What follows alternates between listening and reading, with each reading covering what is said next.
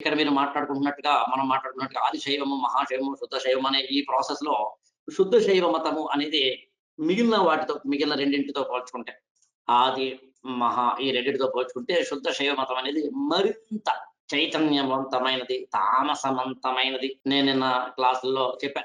ఏదో ఒక హీరోకి అభిమానం ఉంటే, ఆ అభిమాని పలానా హీరో నాకు ఇష్టం అండి అనడానికిను, ఆయన first cinema, first show, first tickets తీయడానికిను, ఆయన కటౌట్లు పెట్టేసి, రక్తాలు చిందించేసి, గొడ్లు చింపేసుకొని, అంటే జుట్టు చింపేసుకొని, గత్తర గత్తర చేసేయడానికి ఏమో తేడా అనమాట. సో, ఆది శైవ మతం అనేది ఫస్ట్ గేర్ అయితే, మహాశైవం అనేది సెకండ్ గేర్ అయితే, శుద్ధ శైవం అనేది నాలుగవ గేర్. మీరు ఈ గేర్లు, సినిమా హీరోలు ఇవన్నీ మీరు నోట్స్‌లో రాసుకోకూడదు. కొంచెం మీకు క్లారిటీ ఇవ్వడానికి ఇలా మాట్లాడుతాను నేను. క్లారిటీ ఇవ్వకుండా నేను అలా చెప్పలేను. ఆది శైవ మతం కన్నా మహాశైవ మతం తీవ్రమైనది.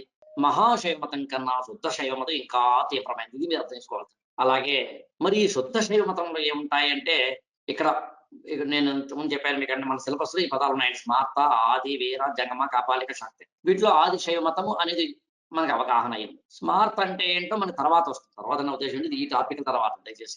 ఈ వీరశైవము, జంగమము, కాపాలికము, శాక్తేయము ఇంకా ఉన్నాయండి ఇక్కడ. కాలాముఖం అని ఇలా ఉన్నాయి. కాలాముఖం, కాపాలికం, జంగమ, పాశుపతం.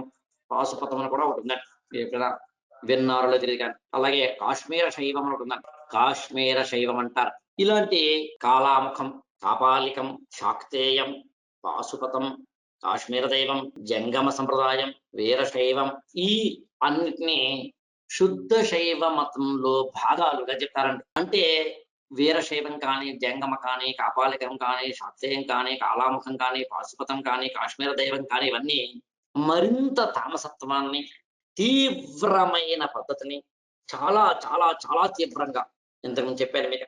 అంటే అవసరమైతే వైష్ణవ భక్తులని చంపేసే అంత తీవ్రత.